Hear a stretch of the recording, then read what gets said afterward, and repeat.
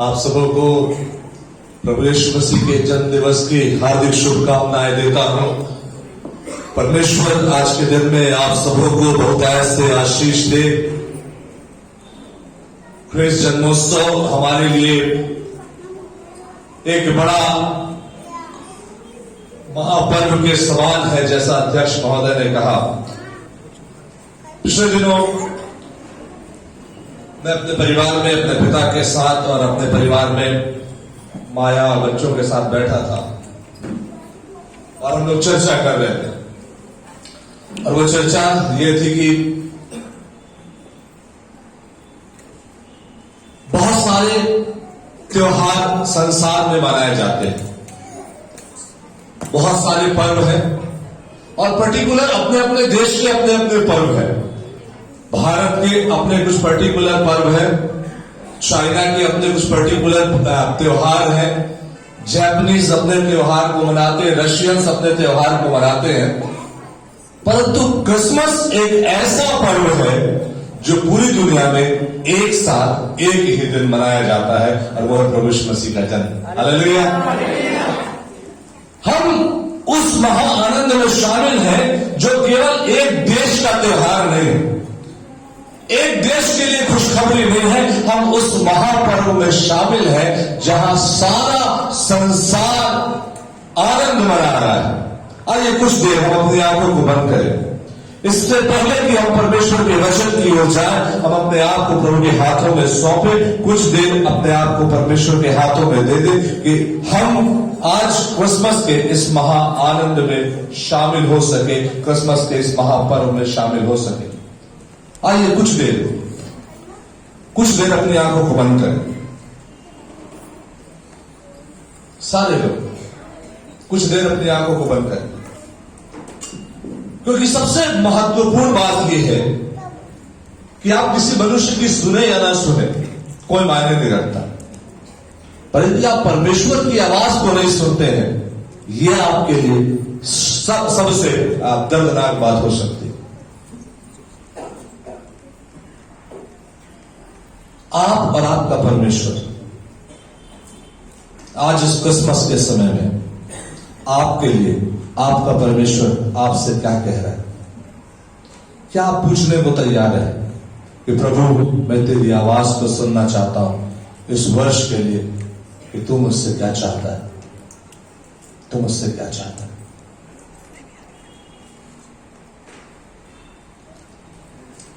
दाएं बाएं निहारने की बात नहीं, आजू बाजू देखने की बात नहीं, केवल आवाज सुनने की बात है अपने परमेश्वर की। अपने मोबाइल को जल्दी से आप बंद कर दें। मैं नहीं चाहता कि हमारे और परमेश्वर के बीच में आपका मोबाइल आ जाए, या स्विच ऑफ कर दें। बजना नहीं चाहिए किसी का मोबाइल। सामर्थी परमेश्वर, आज पूरी कलीसिया के साथ मैं आपके चरणों के पास आता हूं। आपका दास होने के नाते प्रभु मैं इन सबों के लिए आपका हृदय से धन्यवाद देता हूं। बीते वर्ष में पिता परमेश्वर बहुत सी त्रासदियां आई, बीते वर्ष में परमेश्वर बहुत सी परेशानियां आई, बीते वर्ष में परमेश्वर हमने कई कठिन दौरों का सामना किया, बीते वर्ष में हमने कई कठिन परिस्थितियों का सामना किया है, पर आज हम यहां पर हैं कि तुझे धन्यवाद दे सके। आज हम यहां पर हैं कि यीशु मसीह के आनंद को हम मना सकें। हम आपका धन्यवाद देते हैं प्रभु। ये आनंद केवल एक दिन का नहीं, पर ये आनंद हमारे साथ हमारे हृदयों में हमेशा बना रहे, ऐसी हम प्रार्थना करते हैं। आज सुबह के समय में प्रभु जब वचन लेकर के आपने मुझे खड़ा किया, मैं चाहता हूं मेरे जुबान से निकलने वाला एक एक शब्द तेरे पवित्र आत्मा के द्वारा ताया हुआ होने पाए, तेरे पवित्र आत्मा के द्वारा नियुक्त होने पाए। अपने मन से कोई बात नहीं की, परंतु आज आत्मा में होकर के तू हम सबसे बातचीत कर। हम तेरी आवाज को सुनना चाहते हैं, हम तेरी आवाज को सुनना चाहते हैं। यीशु मसीह के नाम से मांगते हैं, हालेलुया। बहुत जल्दी से मैं अपनी बात को प्रारंभ करूंगा और समाप्त करने की कोशिश करूंगा। मैंने अपने मोबाइल में टाइमर फिक्स कर लिया है कि मैं कितनी देर मुझे बोलना है, बहुत ज्यादा समय नहीं लूंगा। जब मेरा टाइमर बन जाएगा मैं अपनी बात को समाप्त कर दूंगा। आज जो बात मैं आपसे करना चाहता हूं वो ये कि परमेश्वर की आवाज को सुनना, परमेश्वर के दूतों की आवाज को सुनना कि परमेश्वर आपसे क्या चाहता है। उत्पत्ति की किताब, सामने भाई लोग खड़े हैं, मैं आपसे निवेदन करूंगा, इधर बहुत सारी कुर्सियां खाली, यदि आप आगे बैठ जाएंगे बड़ा अच्छा लगेगा। सारे लोग जो आप लोग खड़े हैं, मैं निवेदन करता हूं लोग बैठ जाएंगे, बहुत सारी जगह यहां पर है, आप लोग जगह दे देंगे तो अच्छा होगा। परमेश्वर की आवाज को सुनना, उत्पत्ति की किताब को मेरे साथ बाइबल में से निकालो। उत्पत्ति की किताब उसका पहला अध्याय और उसकी 22वीं आयत। कोई पढ़ देगा क्या? उत्पत्ति 1:22।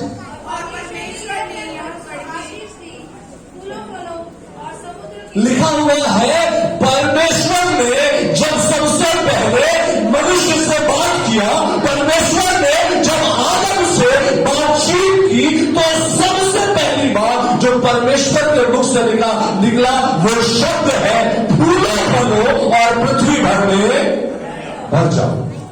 परमेश्वर आशीषों का परमेश्वर है, परमेश्वर आशीषों का देने वाला है। प्रियो, पहली बार जब आदम ने परमेश्वर की बातचीत हो रही है, आदम को परमेश्वर कुछ कह रहा है, तो सबसे पहले वो कह रहा है फूलो फलो और पृथ्वी भर में भर जाओ। ये परमेश्वर की आशीष का वचन। उसके बाद परमेश्वर दोबारा बातचीत करता है।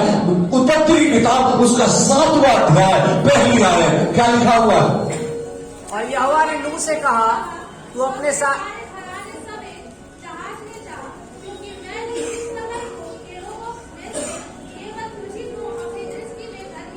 यहां पर परमेश्वर नूह से कहता है, अपने घराने समेत जहाज में चला जा, क्योंकि मैंने तुझे और तेरे परिवार को धर्मी पाया है और मैं तुझे बचा करके आशीष दूंगा। सारा संसार नाश हो जाए, पर मैं तुझे और तेरे परिवार को बचा लूंगा और तुझे आशीष दूंगा। 12 अध्याय और पहली आयत, क्या लिखा हुआ है?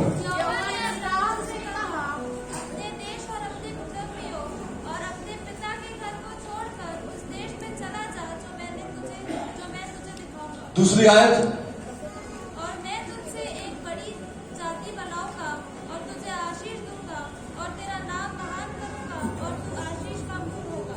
परमेश्वर जब अब्राहम से बात कर रहा है, तो परमेश्वर उससे कह रहा है कि मैं तुझे और तेरे वंश को क्या दूंगा? आशीष दूंगा। परमेश्वर हमें शापित नहीं करता, हमारे श्रापों को तोड़कर परमेश्वर हमें आशीष देता है। हालेलुया। परमेश्वर ने प्रारंभ से, चाहे आदम की बात कर ले, चाहे नूह की बात कर ले, अब्राहम की बात कर ले, इसहाक की बात कर ले, याकूब की बात कर ले, या फिर आप और आगे आकर मूसा की बात कर ले, परमेश्वर ने हमेशा मनुष्यों के लिए आशीष ही रखी है।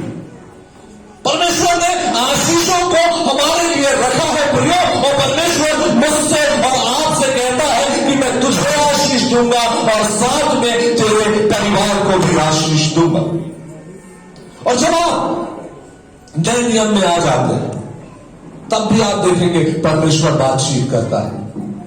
परमेश्वर बातचीत करता है 4 लोगों से, जो मैं आज आपके साथ शेयर करूंगा। जल्दी जल्दी अपनी बात को कहूंगा कि मैं अपनी बात को अगले 20 मिनट में समाप्त कर सकूं।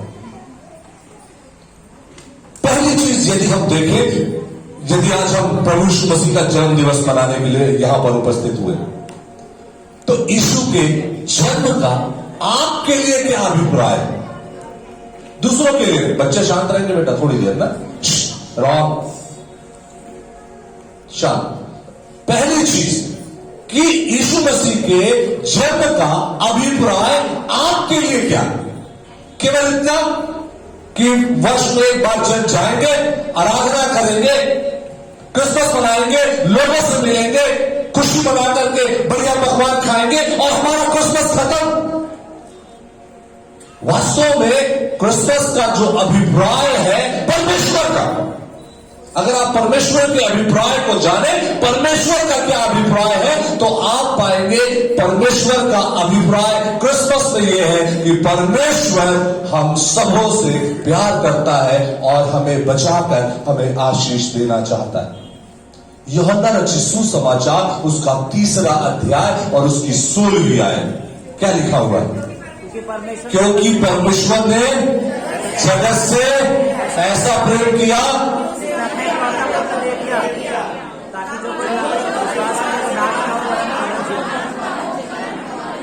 बहुत बढ़िया। बाइबल का एक पद जो सारे लोगों को याद है। हालेलुया। मुझे स्मरण आता जब मैं छोटा था, हम लोग नॉन क्रिश्चियन बिलीवर्स थे और नॉन क्रिश्चियन से आए थे, ये पद कंठस्थ था, बाकी कुछ छोड़ रहा हूं। हालेलुया। आज भी सबको याद है क्या लिखा हुआ? क्योंकि परमेश्वर ने जगत से ऐसा प्रेम किया कि उसने अपना इकलौता बेटा दे दिया, ताकि जो कोई उस पर विश्वास करे वो क्या ना हो। मुंह से क्या बोल रहा है? मैंने तुझे धर्मी पाया है, तेरे परिवार को बचा लूंगा, बाकी सारे लोग नाश हो जाएंगे। और यहां पर वो कह रहा है मैं इतना प्यार करता हूं कि अब मैं किसी को नाश नहीं करूंगा, अब मैं चाहता हूं कि मैं सारे लोगों को बचा लूं। हालेलुया। पहले केवल एक परिवार की बात थी कि नूह को बचाऊंगा, सारा संसार नाश। अब कौन सी बात है यीशु मसीह में? कोई नाश नहीं, कोई नाश नहीं, किसी की बर्बादी नहीं, कोई नर्क चला जाए यीशु मसीह नहीं चाहता, परमेश्वर नहीं चाहता। परमेश्वर कहता है मैं चाहता हूं कि सारा संसार बचा लिया जाए, सारा संसार बचा लिया जाए, ये मेरा अभिप्राय है। कभी आप कल्पना कीजिए, आप एक पिता के समान, एक पिता के रूप में अपने आप को कल्पना कीजिए, या किसी अच्छे मित्र के रूप में कल्पना कीजिए, या परिवार के किसी अभिन्न अंग के रूप में कल्पना कीजिए। आप कहीं जा रहे हैं और नदी में या तालाब में आपका बेटा गिर जाए और आपको तैरना नहीं आता, आप क्या करेंगे? आपको तैरना नहीं आता और आपका बेटा या आपकी पत्नी या XYZ पानी में गिर गया, क्या करेंगे? चिल्लाएंगे बचाओ बचाओ बचाओ, उसके अलावा कुछ करेंगे? बहुत बढ़िया, क्या करेंगे? बचाओ बचाओ चिल्लाते नहीं रहेंगे। हम कोशिश करेंगे कि पानी के अंदर कूद जाए और जिनसे हम प्यार करते हैं उनको उस पानी में से बचा ले, ये हमारा प्रयास होगा। भले उसको बचाने के कारण मैं स्वयं मर जाऊं, पर मैं चाहूंगा कि मैं उसको बचा लूं। परमेश्वर का प्यार यही है कि परमेश्वर चाहता है कि संसार में कोई नाश ना हो, वो सबको बचाना चाहता है, और इसलिए यीशु मसीह आया। और आज मैं आपसे कहना चाहता हूं 4 या 5 बातें आपको जल्दी से शेयर करूंगा। पहली बात, मरियम से स्वर्गदूत की बातचीत। मरियम ने क्या सुना और वो कैसी आशीष को पाई? यदि आप जल्दी से निकालेंगे लूका रचित सुसमाचार 1 अध्याय 26 से आगे पदों को पढ़ देगा कोई? क्या कर लिए? लूका 1:26 पद पढ़ देंगे।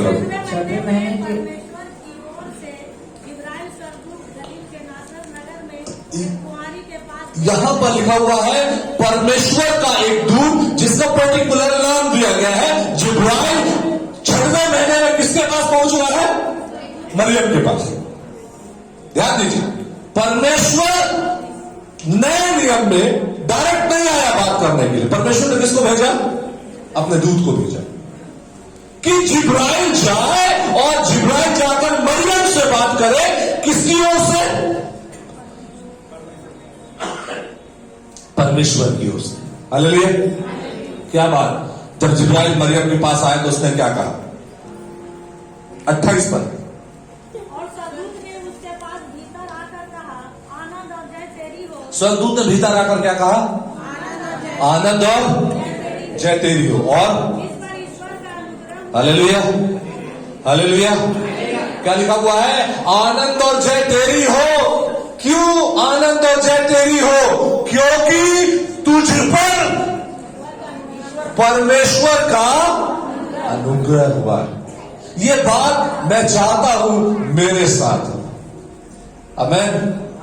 क्या आप चाहते हैं ये बात आपके साथ हो? कि बाइबल आज आपसे परमेश्वर ये कहे कि परमेश्वर का अनुग्रह तुझ पर हुआ। हालेलुया।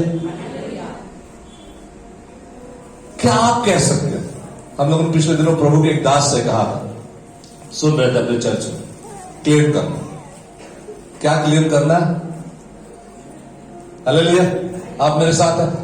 क्या सीख रहे थे कन्वेंशन में? हम लोगों ने पिछले दिनों उस कन्वेंशन में सीखा क्लेम करना। कैसा क्लेम? परमेश्वर का अनुग्रह मुझ पर हुआ। नहीं सीखे थे? क्या सीखे थे? परमेश्वर का अनुग्रह मुझ पर हुआ। हम लोगों ने सीखा था अपने मुंह से जोर से चिल्लाकर कहना है कि वो चीज मेरे साथ हो। याद आ गई? क्या आप कह सकते हैं परमेश्वर का अनुग्रह मुझ पर हुआ है? किसी को अनुग्रह की आवश्यकता नहीं। कोई नहीं चाहता कि अनुग्रह हो। यदि आप चाहते हैं जोर से चिल्ला के बोलिए परमेश्वर का अनुग्रह मुझ पर हुआ। फिर से परमेश्वर का अनुग्रह मुझ पर हुआ है। फिर से परमेश्वर का अनुग्रह मुझ पर जब हुआ हम है। बोलते हैं तो हम क्लेम करते हैं। आमीन। स्वर्गदूत आया और उसने मरियम से कहा, मरियम परमेश्वर का अनुग्रह तुझ पर हुआ है और प्रभु तेरे साथ है। प्रभु तेरे साथ है। मैं ये विनती करता हूं कि मरियम को जो स्वर्गदूत ने कहा वो आवाज मुझे परमेश्वर की डायरेक्ट सुनाई दे कि प्रभु तेरे साथ है। और जिसके साथ परमेश्वर है, हालेलुया, उसके जीवन में कभी किसी बात की घटी नहीं हो सकती। हालेलुया। क्योंकि परमेश्वर ने अब्राहम से कहा था मैं तुझे और तेरे वंश को आशीष दूंगा। यीशु के द्वारा वो कह रहा है मैं तेरे परिवार पर अनुग्रह को हमेशा बना करके रखूंगा। मरियम अनुग्रह और जय तेरी हो। 31 तक। और देख तू गर्भवती होगी और तेरे एक पुत्र उत्पन्न होगा। हालेलुया। बस दूत क्या बोल रहा है? एक कुंवारी स्त्री से 27 पद में लिखा हुआ है मरियम कुंवारी थी और एक कुंवारी स्त्री से वो कह रहा है कि देख तू गर्भवती होगी। प्रियो, कई बार परमेश्वर हमारी परीक्षा उन बातों में करता है जो बात हमारे लिए सबसे कठिन जान पड़ती। सबसे कठिन बात आपके जीवन की जो है परमेश्वर उन बातों में हमें परखता है कि क्या हम उस कठिन बात को परमेश्वर के सामने क्लेम कर सकते हैं। कई लोग हैं आज ये कहते हैं नहीं हो सकता, नहीं हो सकता, नहीं हो सकता। जब तक आप कहेंगे नहीं हो सकता, मैं आपसे कहता हूं आपके लिए कभी नहीं होगा।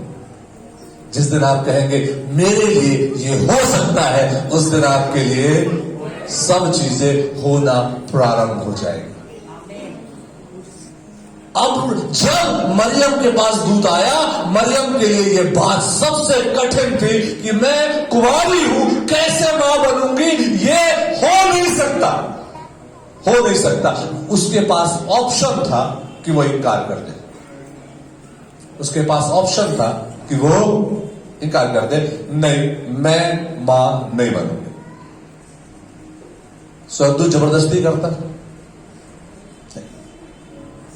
मरियम बोल सकती थी मुझे नहीं बनना, मैं फेस नहीं करना चाहती पब्लिक को, मैं फेस नहीं करना चाहती अपने परिवार को, मैं फेस नहीं करना चाहती अपने लोगों को, मैं इतना बड़ा रिस्क नहीं लूंगी। और उसके पास ऑप्शन था कि वो इनकार करके आराम से निकल जाए। और वास्तव में अगर मैं कहूं कि आज जब परमेश्वर कठिन काम हमसे कहता है तो हम आज भी इनकार करते, आज भी इनकार करते। हम कठिन रास्तों में से सरलता से निकल जाना पसंद करते हैं और सोचते हैं कोई दिक्कत नहीं। आज प्रार्थना नहीं करने के हमारे पास कई ऑप्शंस होते हैं। मैं इसमें बिजी था, इसमें बिजी था, इसमें बिजी था, इसमें बिजी था, प्रार्थना नहीं कर पाया, वचन नहीं पढ़ पाया। मैं आज दिन भर इतना बिजी था कि मैं वचन नहीं पढ़ पाया। मैं संडे को चर्च नहीं आ पाया क्योंकि मेरे पास इतने सारे काम थे, ये था, वो था, ये था, और ये समस्या थी, वो समस्या थी। बहुत सारे ऑप्शन आपके पास हो सकते हैं। मरियम के पास भी ऑप्शन थे, पर मरियम ने कौन सा भाग चुना? प्रभु तेरी मर्जी पूरी हो। देखिए क्या मरियम ने क्या कहा, 38 पद 38। मरियम ने कहा, देख मैं प्रभु की दासी हूँ, मुझे तेरे वचन के अनुसार। लिखा है मरियम ने कहा, देख मैं प्रभु की दासी हूं, मुझे किसके अनुसार हो? हालेलुया। तेरा वचन क्या बोलता है? बाइबल में लिखा है भजन संहिता किताब में, तेरा वचन मेरे मार्ग के लिए दीपक और पथ के लिए, मुझे तेरे वचन के अनुसार हो। इसका मतलब ये है परमेश्वर हमको कभी भी इतनी कठिन परिस्थितियों में पड़ने नहीं देगा कि हम उन परिस्थितियों का सामना ना कर सके।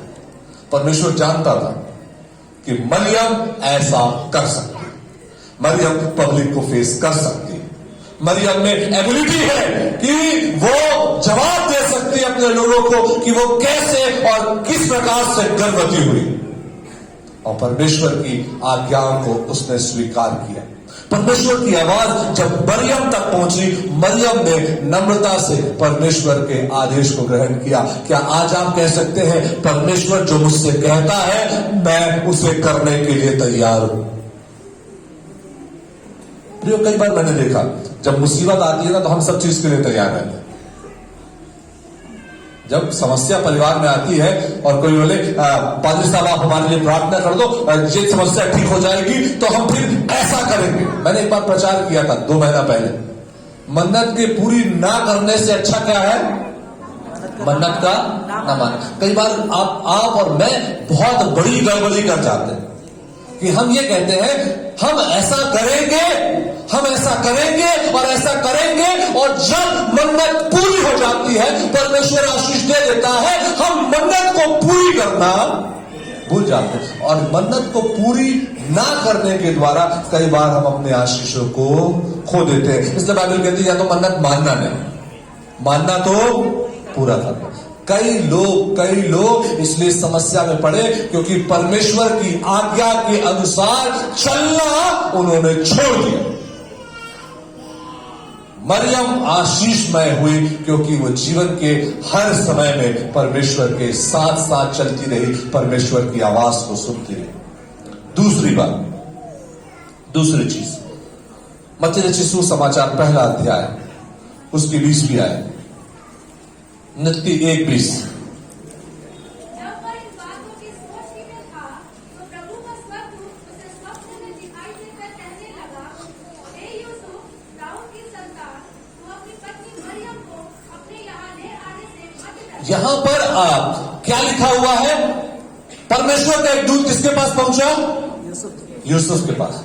और यूसुफ से क्या कह रहा है? सबसे पहली बात, ठीक, उसके बाद अपनी पत्नी मरियम को अपने यहां लाने से मत डर।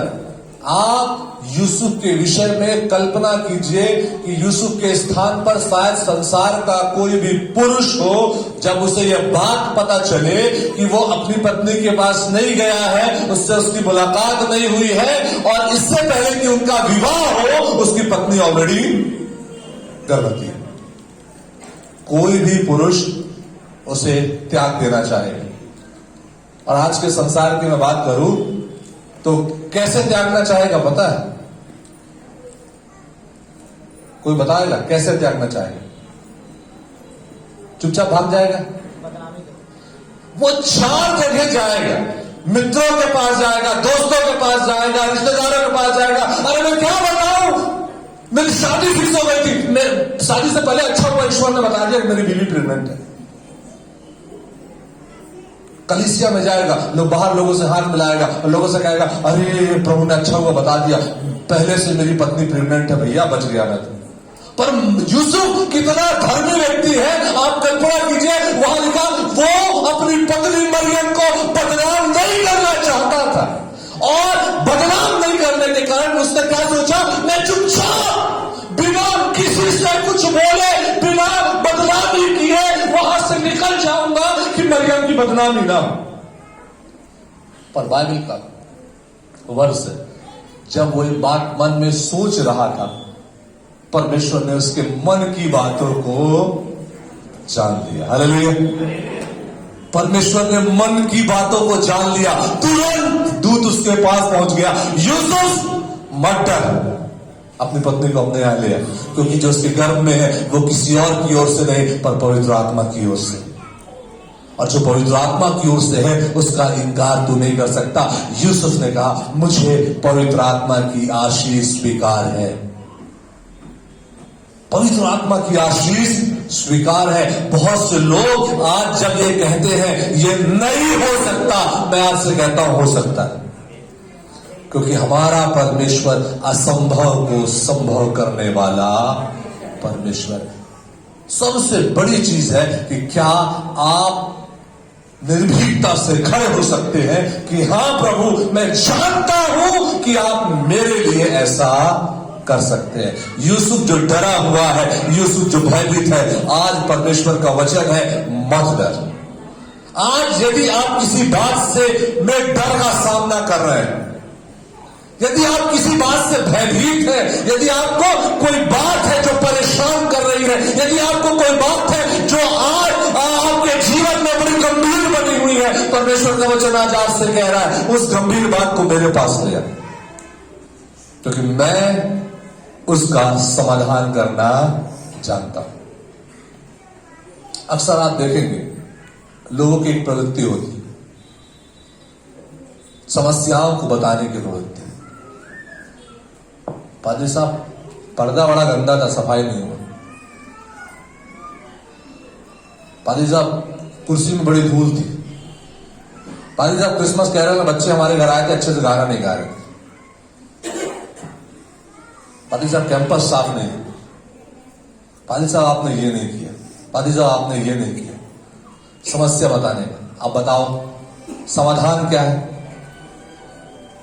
भाई, यदि आपको लग रहा है कि पर्दा गंदा है, तो एक दिन श्रमदान करके खुद भी तो साफ कर सकते हैं।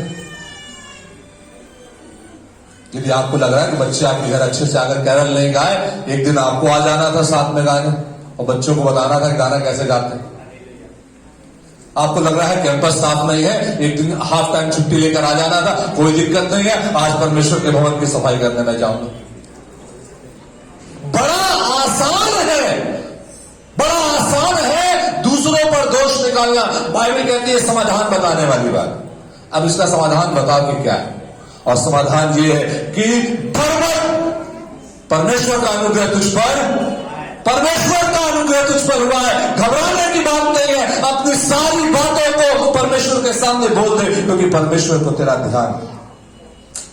दूसरी चीज जो आप सीखने को मिलेगी, मत्ती रचित सुसमाचार में यीशु के जन्म के संदर्भ में स्वर्गदूत यूसुफ से बातचीत करता है, और यूसुफ को केवल अपने घर मरियम को लाने के लिए नहीं कहता, मरियम को और यूसुफ को पर्टिकुलर नाम बताता है। पहला नाम क्या बताता है?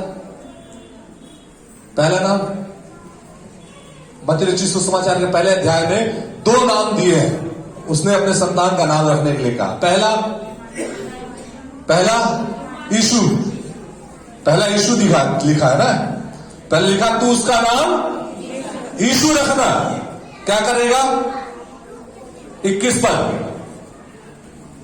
पद यीशु रखना, वो क्या करेगा? अपने लोगों को उनके पापों से उद्धार करेगा। यीशु रखना, यीशु नाम का ये अर्थ है कि वो अपने लोगों के पापों को क्षमा करेगा। और दूसरा नाम है इमैनुअल। इमैनुअल क्या अर्थ है? परमेश्वर हमारे। यूसुफ को कितना अच्छा लगा होगा, जन्म के पहले परमेश्वर ने उसकी संतान, होने वाली संतान का नाम भी बता दिया कि नाम क्या रखना है।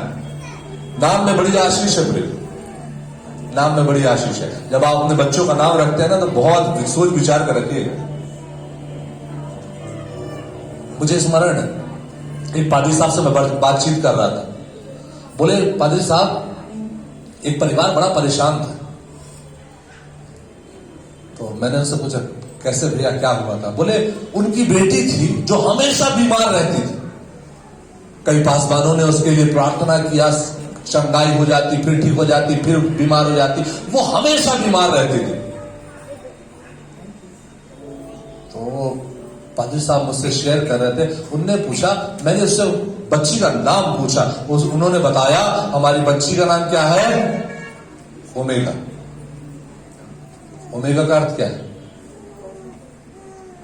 अंत। अल्फा प्रारंभ, ओमेगा अंत। बोले, नाम बदल दो, नाम बदल दो। उन्होंने इसका नाम अल्फा रखा। नाम का बड़ा प्रभाव होता है। अल्फा नाम रखने के बाद उनकी बेटी के जीवन से बीमारियां चली गई। ये बात वो पादरी साहब जब मुझसे शेयर कर रहे थे, मैंने सीखा वास्तव में नाम के कितने मायने होते। कई लोग बोलते ना, नाम में क्या रखा है? नाम में ही सब कुछ रखा है। हालेलुया। क्योंकि बाइबल लिखा, जीवन की पुस्तक में नाम लिखा हुआ। जीवन की पुस्तक में नाम लिखा हुआ। नाम में क्या रखा है? नाम में ही अनंत जीवन, नाम में ही अनंत जीवन लिखा। यीशु रखना, जो अपने लोगों को उनके पापों से क्षमा करेगा, उसका नाम इमानुएल रखना, जिसका अर्थ होगा परमेश्वर हमारे साथ। तीसरी बात, ज्योतिषियों को उसने क्या कहा? ज्योतिषियों से क्या कहा? मत्ती 2:12। जल्दी मैं बढ़ जाऊंगा और बात समाप्त कर दूंगा, मेरा 20 मिनट से ज्यादा हो गए। क्या लिखा 26 पद में? 2 का ठीक है, 2:12। और स्वप्न में यह चेतावनी पाकर कि हेरोदेस के पास फिर न जाना, वह दूसरे मार्ग से होकर अपने देश। क्या मतलब है? ज्योतिषियों ने को वास्तव में स्वर्गदूत ने क्या कहा? अपने रास्तों को बदल देना। यदि आप उन गलत रास्तों पे चलते आ रहे हैं, अपने रास्तों को बदल लेना। ज्योतिषियों ने कहा, पूर्व में हमने एक तारा देखा है और हमने जान लिया है कि राजा पैदा हुआ है। तुम गलत ट्रैक पे चले गए ज्योतिषी। तुमको परमेश्वर से पूछना था कि वो राजा कहां पैदा हुआ है। तुम किताबों में पूछ रहे थे कि राजा कहां पैदा हुआ। किताबों में नहीं मिला तो तुम राजमहल जाके पूछ रहे हो कि राजा कहां पैदा हुआ है। वास्तव में अगर तुम परमेश्वर से पूछते कि राजा कहां पैदा हुआ है, परमेश्वर तुमको बताता कि राजा कहां पैदा हुआ है। तुम गलत ट्रैक पे हो, अपने ट्रैक को बदल दो।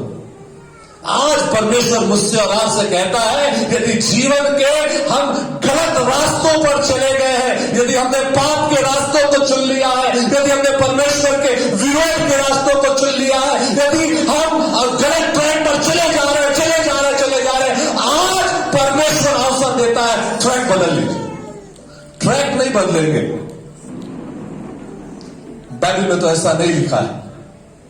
मैं कल्पना कर रहा हूं, ये मेरा विचार हो सकता है। जब ज्योतिषी वापस लौटते तो ज्योतिषी जीवित नहीं बचते। ये मेरा विचार है। ज्योतिषियों को हेरोदेस उठा करके जेल में डलवा देता और कहता, अब जाओ यीशु को मार दो। ना ज्योतिषी बाहर निकल पाते, ना यीशु बच पाता। उन्होंने परमेश्वर की आवाज को सुना और अपने जीवन के ट्रैक को बदल दिया, रास्तों को बदल दिया। रास्तों को बदलने के कारण वे नाश होने से भी बच गए और उद्धारकर्ता भी जीवित रहे। अगर आप और मैं अपने जीवन में रास्तों को नहीं बदलेंगे प्रियो, हम नाश हो जाएंगे, हम नाश हो जाएंगे।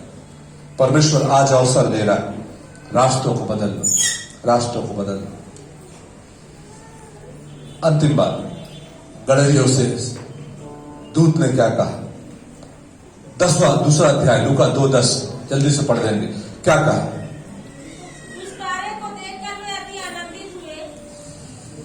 दूसरा लूका 2:10। तब स्वर्गदूत ने उनसे कहा, मत डरो, क्योंकि देखो, मैं तुम्हें बड़े आनंद का लिखा हुआ है, मत डरो, मैं तुम्हें बड़े आनंद का सुसमाचार। यीशु मसीह का जन्म शोक करने के लिए नहीं है। यीशु मसीह का जन्म विलाप करने के लिए नहीं है। यीशु मसीह का जन्म आनंद करने के लिए। Hallelujah, hallelujah. परमेश्वर ने आपको आनंद करने के लिए आज ठहराया है कि आप यीशु मसीह के जन्म का आनंद कर सको। मैं बताऊं, कई लोग आज तारीख के चक्कर में कि क्या प्रूफ है कि 25 तारीख दिसंबर को यीशु मसीह का जन्मदिन हुआ है, आनंद नहीं मना पाते। हमारे पास कोई प्रमाण हो या ना हो, कोई मायने नहीं रखता।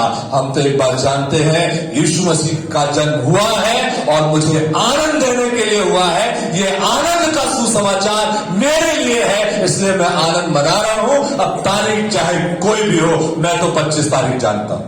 आपके पास कोई नई तारीख हो तो बता दीजिए। Hallelujah, hallelujah. आप ही बता दीजिए, बोले क्या तारीख हो सकती है। जब आपके पास तारीख नहीं है, हमारे पास तो कम से कम तारीख है। हमारे लॉ में एक चीज को मैं पढ़ रहा था, यदि मैंने कोई बात कही है तो उसकी सफाई मुझे देने की आवश्यकता नहीं कि मैं गलत हूं। यदि मैंने कहा है ये सही है तो उसे गलत मुझ ठहराने की जवाबदारी सामने वाले की है कि सामने वाला अपना प्रमाण लाए कि मैं गलत बोल रहा हूं, नहीं तो मैं जो बोल रहा हूं वही सही है। तो तारीखों के चक्कर में बिल्कुल मत पड़िए। गणियों से सुसमाचार क्या मिला है? आज तुम्हारे लिए बड़े आनंद का सुसमाचार है। आनंद करने का समय है, खुशी मनाने का समय है, ट्रैक को बदल देने का समय है और परमेश्वर को धन्यवाद देने का समय है कि प्रभु एक बार फिर हम यीशु मसीह के जन्म के आनंद में शामिल हो सके। और अंतिम बात, प्रकाशित वाक्य की किताब उसका 22वां अध्याय। मैं अपनी बात समाप्त कर दूंगा, मेरा समय समाप्त हो गया।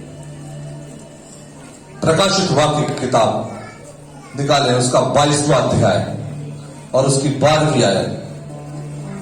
देख मैं शीघ्र आने वाला हूँ और हर एक के काम के अनुसार बदला देने के लिए प्रतिफल मेरे पास है। लिखा हुआ है 12वीं आयत में, ना स्वर्गदूतों से, ना गणरियों से, ना मरियम से, ना यूसुफ से और ना ज्योतिषियों से। ये वचन लिखा है परमेश्वर आपके लिए और मेरे लिए। देख मैं शीघ्र आने वाला हूं। ध्यान दीजिए, मैं गणरियों की बात नहीं कर रहा, मैं मरियम और यूसुफ की बात नहीं कर रहा, मैं ज्योतिषियों की बात नहीं कर रहा। मैं बात कर रहा हूं परमेश्वर की आवाज सुनने की, जो उन लोगों ने सुना और आशीष को पाया। क्या आज आप तैयार हैं परमेश्वर की आवाज सुनने के लिए? परमेश्वर का वचन आज आपके लिए, देख मैं शीघ्र आने वाला हूं और हर एक के काम के अनुसार बदला देने के लिए प्रतिफल मेरे पास है। हर एक के काम के अनुसार बदला देने का प्रतिफल परमेश्वर के पास है। इसका अर्थ ये है, परमेश्वर का वचन आपसे कह रहा है अपने कामों को जांचिए,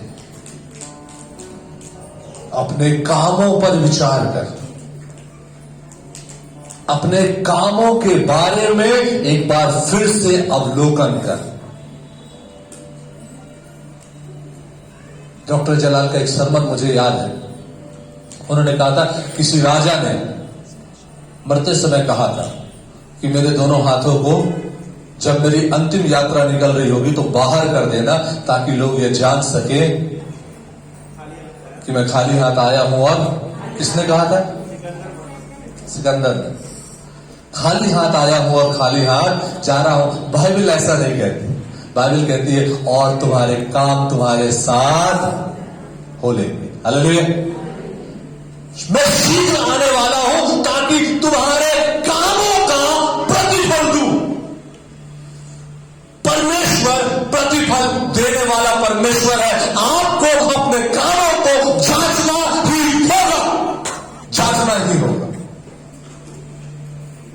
यदि आप नहीं जांचेंगे प्रियो अपने कामों को, तो अपने प्रतिफल के लिए तैयार रहना होगा। परमेश्वर यदि आशीष देने वाला है तो निश्चित रूप से जानिए, जब वो शीघ्र आएगा और मेरा नाम जीवन की पुस्तक में नहीं पाएगा, मैं अनंत जीवन का वारिस नहीं हो सकता। हमारा क्रिसमस व्यर्थ हो जाएगा क्योंकि पापों की क्षमा नहीं मिली। हमारा इमानुएल व्यर्थ हो जाएगा क्योंकि परमेश्वर हमारे साथ नहीं। और हम अपने कामों के कारण परमेश्वर की उपस्थिति से वंचित हो जाएंगे। 14 आयत में लिखा है, धन्य वे हैं जो अपने वस्त्र धो लेते हैं, क्योंकि उन्हें जीवन के वृक्ष के पास आने का अधिकार मिलेगा, और वे फाटकों से होकर नगर में यीशु मसीह में होकर के अनंत जीवन में प्रवेश करेंगे। वो फाटक यीशु मसीह। जब तक आप उसमें होकर के नहीं आएंगे, आप नगर में अर्थात स्वर्ग में प्रवेश नहीं कर सकते। स्वर्ग में प्रवेश करने का केवल और केवल एक ही फाटक है, और वो कौन है? यीशु मसीह। आज अपने कामों को जांचने का परमेश्वर आपको अवसर दे रहा है। आज क्रिसमस के समय परमेश्वर आपको अपने आप को जांचने का अवसर दे रहा है। दूसरों के ऊपर उंगली उठाकर जांचने की कोशिश बिल्कुल मत करिए कि कौन कैसा है। अपने बारे में सोचिए, मैं कैसा हूं। क्योंकि दूसरों के ऊपर बहुत आसानी से उंगली उठाया जा सकता है, जब खुद की बारी आती है उंगली उठाना कठिन हो जाता है। आज मैं आपसे कहता हूं, दूसरों के जीवन को मत देखिए, खुद को देखिए। इस क्रिसमस में मैं कैसा हूं? क्या मुझे परमेश्वर की आवाज सुनाई दे रही है? एक व्यक्ति गलत ट्रैक पर जा रहा था, गलत रास्तों पर जा रहा था। एक आवाज ने उसके जीवन को बदल दिया। एक आवाज ने उसके जीवन को बदल दिया, और नए नियम की कलीसिया में वो व्यक्ति महान बन गया। कौन? पौलुस। शाऊल को परमेश्वर की एक आवाज ने पौलुस बना दिया। और जब तक वो आवाज आपके कानों तक नहीं आएगी ना, या मेरे कानों तक नहीं आएगी, मैं पौलुस नहीं बन सकता। मैं शाऊल ही रहूंगा। शाऊल जो गलत ट्रैक पर जाने वाला है। पिछले दिनों एक अच्छी चीज मैं सीख रहा था, मेरे टॉपिक में नहीं है, टॉपिक से बाहर। पुराने नियम में एक शाऊल को परमेश्वर के हाथ से किसने ले लिया? शैतान ने। नए नियम में शैतान के हाथ से एक शाऊल को प्रभु ने वापस ले लिया। एक शाऊल के बदले दूसरा शाऊल। उस शाऊल से कोई नुकसान नहीं हुआ, पर जब ये शाऊल पौलुस बन गया तो इसने नए नियम की कलीसिया में नए स्तंभ खड़े कर दिए। इतना सुसमाचार प्रचार, इतनी पत्रियां, इतने लोगों का जीवन बदल गया कि लोग कल्पना भी नहीं कर सकते। जिस दिन आपका जीवन बदल जाएगा तो आप पौलुस से भी बढ़कर हो जाएंगे। हालेलुया। पौलुस से भी बढ़कर हो जाएंगे, और आप कहने पाएंगे, मुझे परमेश्वर का आत्मा मिला है, मैं परमेश्वर के साथ चलता हूं। जैसे मरियम के लिए वचन था, प्रभु का अनुग्रह तुझ पर हुआ है, मैं एक्सेप्ट करता हूं, परमेश्वर का अनुग्रह मुझ पर हुआ है। और निश्चित रूप से जानिए प्रियो, परमेश्वर आपको बहुतायत से आशीष देगा। आज आशीष का दिन है, परमेश्वर आपको बहुतायत से आशीष दे। क्रिसमस की हार्दिक शुभकामना देता हूं। परमेश्वर का अनुग्रह आप सबके साथ बना रहे। धन्यवाद।